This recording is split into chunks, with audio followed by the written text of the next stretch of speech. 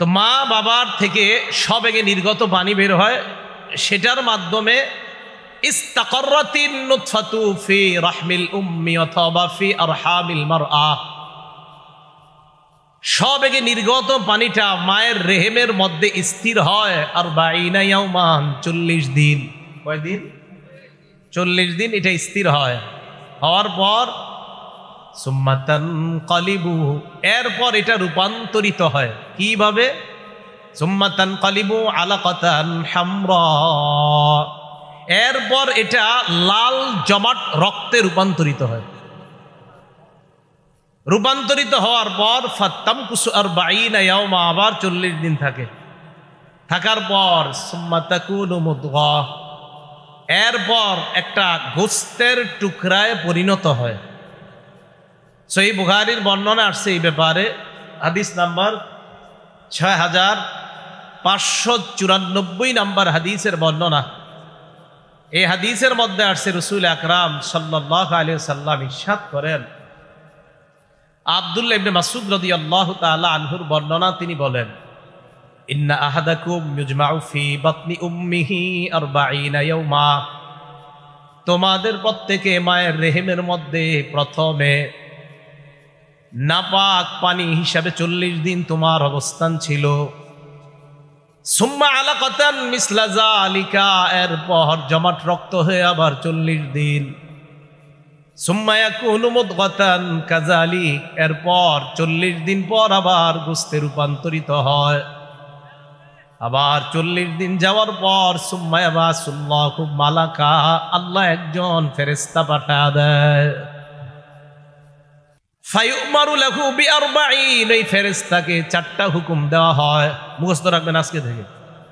পেটের মধ্যে, মায়ের পেটে গোস্তে রূপান্তরিত হওয়ার পর 40 দিন পর একজন ফেরেশতা আল্লাহ পাঠায়, তাকে কয়টা আদেশ দেওয়া হয়? 4টা। 1 নাম্বার রিজকিহি, আপনি দুনিয়াতে আসলে আপনার রিজিক কি হবে এটা লিখে দেওয়া হয়। 2 নাম্বার আজালিহি, আপনার মরণ কখন হবে এই বিষয়টার ব্যাপারে আদেশ করা হয়। 3 নাম্বার আও শাকিয়ুন, আপনি হতভাগা হবেন কিনা এটা লিখে দেওয়া হয়। 4 নাম্বার আও সাঈদ, আপনি সৌভাগ্যবান হবেন কিনা এটা লিখে দেওয়া হয়। খুব বেশি দোয়া করা, আপনার সন্তান যখন বিবির পেটে আসবে, আল্লাহ গোস্তে রূপান্তরিত হওয়ার পরেই তো ফেরেশতা পাঠিয়ে দিবেন। আল্লাহ মাবুদ গো, কি লিখবেন এটা আপনিই ভালো জানেন। আল্লাহ আমার এই সন্তান যেন সৌভাগ্যবান সন্তান যেন হয়, খুব বেশি পরিমাণে আল্লাহর কাছে দোয়া করে। তাহলে ফেরেশতাকে কয়টা হুকুম দেওয়া হয়? 4টা হুকুম দেওয়া হয়। এই 4 হুকুম দেওয়া হয়, ফেরেশতা ওই 4টা হুকুম যথাযথভাবে পালন করে। রাসূল আকরাম সাল্লাল্লাহু আলাইহি সাল্লাম বলেন, এইভাবে মায়ের পেটের মধ্যে একটা সন্তান তৈরি হয়। হওয়ার পর যখন ওই সন্তানের খাবারের প্রয়োজন হয়, তখন তার নাভির সাথে মায়ের পেটের মধ্যে আল্লাহ পাক রব্বুল আলামিন পাইপের মতো সৃষ্টি করে দেয়। মা যেই খাবারটা খায়, ওই খাবারে রক্ত হয়ে ওই পাইপের সাহায্যে সন্তানের পেটে খাবার হিসাবে আল্লাহ পৌঁছায়। মুখ কেন আল্লাহ ব্যবহার করেন নাই? নাভি কেন আল্লাহ ব্যবহার করলেন এই সন্তানের খাদ্য হিসাবে? রক্ত পাক না নাপাক? রক্ত পাক না নাপাক? আল্লাহ পাক রব্বুল আলামিন রক্তটা মুখ দিয়ে আল্লাহ না খাওয়িয়ে কেন নাভির মাধ্যমে, পাইপের মাধ্যমে নাভি দিয়ে তার পেটে নিলেন? আল্লাহ এই কারণে নাভির মাধ্যমে নাপাক রক্ত ওই বাচ্চাটার পেটের মধ্যে পৌঁছিয়ে দেয়। আল্লাহ মুখের মাধ্যমে ওই নাপাক খাবার কেন নিলেন না? ওই সন্তান দুনিয়াতে আসার পর তার মুখটা যেন পবিত্র থাকে, ওই পবিত্র মুখ দিয়ে যেন আল্লাহর স্মরণ করতে পারে, আল্লাহর নাম যেন নিতে পারে। এই জন্য মুখ, পবিত্র মুখ আল্লাহ ব্যবহার করে নাই। আল্লাহ কত মহান!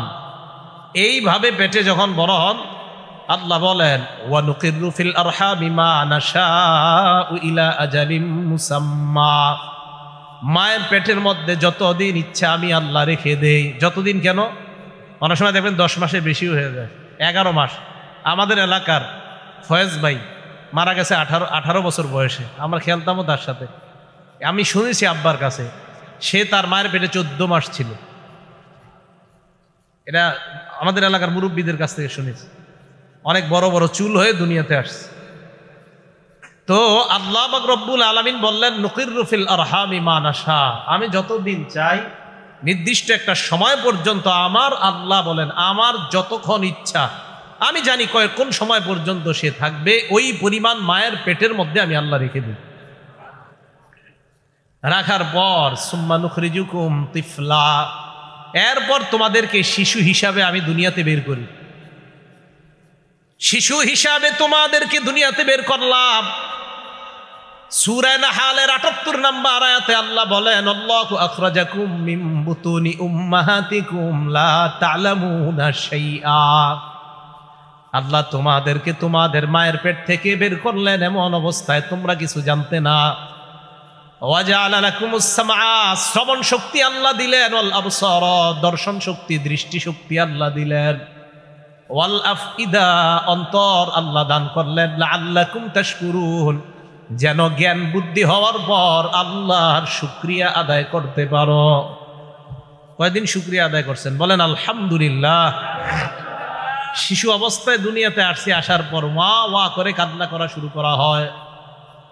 বাচ্চা তার চাহিদা বুঝাইতে পারে না, আল্লাহ পাক রব্বুল আলামিন ওই বাচ্চার খাবার হিসাবে মায়ের বুকের মধ্যে আসার আগেই, দুনিয়াতে আসার আগে আল্লাহ দুধ তার মায়ের বুকের মধ্যে রিজার্ভ করে রেখে দিয়েছেন। ঠান্ডা না গরম না নাতি শীতোষ্ণ খাবার আল্লাহ ওই বাচ্চার জন্য রেখে দিলেন, যে খাবার খাওয়ার পর বাচ্চার শরীরের মধ্যে যেন কোনো সমস্যা না হয়। অনেকে আবার প্রথম ফোঁটাটা খাওয়াইতে চায় না, এটা ফালায়া দেয়। আল্লাহ জানি এই কথা কই পেয়েছে, হ্যাঁ এই কথা কোথায় পেয়েছে আল্লাহ ভালো জানে। এগুলা করবেন না, দেশ গ্রামে অনেকের মধ্যে এইগুলা রুসুম, মায়ের প্রথম ফোঁটা দুধ বাচ্চাকে দেওয়া হয় না, এগুলা ঠিক না, এগুলো সত্য কথা না, সঠিক কথা না। সূরা রুমের 17 নম্বর আয়াতে আল্লাহ বলেন, এখন কথা হলো যে আমাকে আপনাকে আল্লাহ বললেন তুমি শিশু অবস্থায় আসলা, তোমার কান দিলাম চোখ দিলাম, কাইফা তাকফুরুনা বিল্লাহ, কিভাবে আল্লাহকে অস্বীকার করো, তুমি তো অস্তিত্বে ছিলে না, ফাআহইয়াকুম, এইভাবে আমি আল্লাহ তোমাকে জীবন দিয়ে আমি মানুষ বানাইলাম। তো কাইফা তাকফুরুনা বিল্লাহ, অস্বীকার করো কিভাবে আল্লাহকে।